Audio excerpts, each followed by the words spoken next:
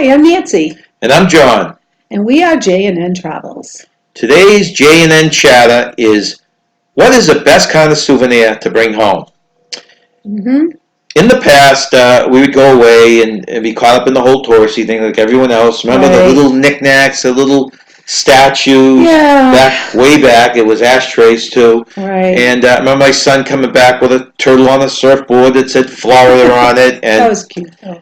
And then we started to smile up a little. I took a trip to the Bahamas once, and I was in a gift shop looking for souvenirs to bring back for family, and they had all these little things, little statues of moose and deer, which I wasn't really familiar with. These were the big things in the Caribbean. I know. And the more I looked at it, these were the same type of souvenirs we had in shops up in New Hampshire and Maine.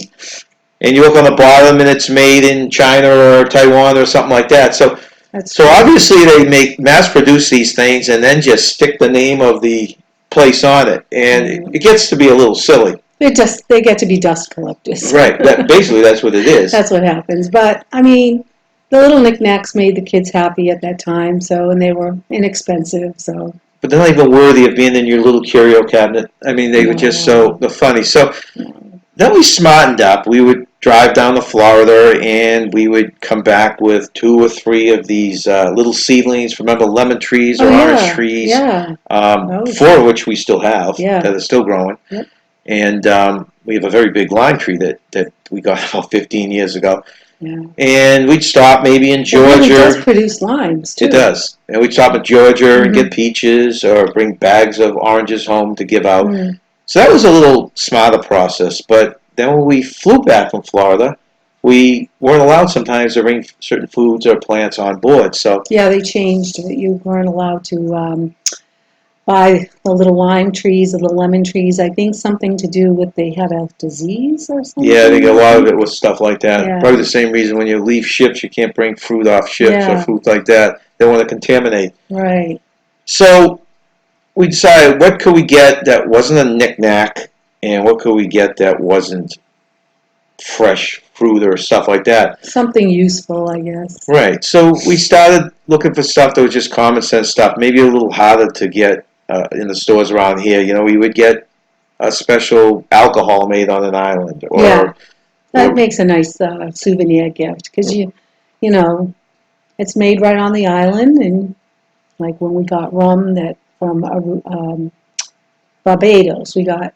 Yeah, we got rum from Barbados, and we got some other, I can't even remember what the alcohols were at this point, but we brought it back. Oh, what was the one from Mexico? The tequila from Mexico. In fact, we still have some of those in our kitchen. Yep. I have a 30-year-old bottle of tequila. It was way back to a very early trip of hers. In beer, back before these microbrews were everywhere, we would bring back a beer that might have been produced in Florida or something like that.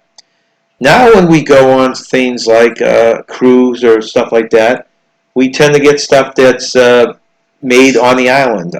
Mexico, we brought back some hot sauces. And what did you do? You brought back stuff from the kitchen and stuff, didn't you? To make some baking goods or something like that.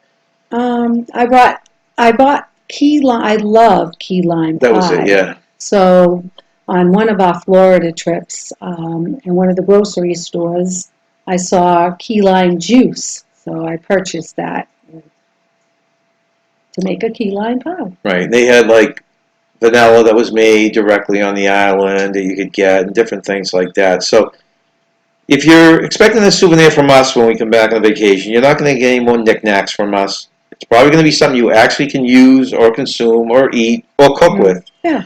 And that seems to be the best souvenir to go with. We shied away from T-shirts because we used to have so many T-shirts. Now we're starting to rethink that and possibly get T-shirts that hold some kind of a meaning here and there. So we'll probably start mixing a few pieces of clothing in with our edible items. Yeah. I wouldn't mind getting some T-shirts now. I think the T-shirts that we had in the past, we wore out.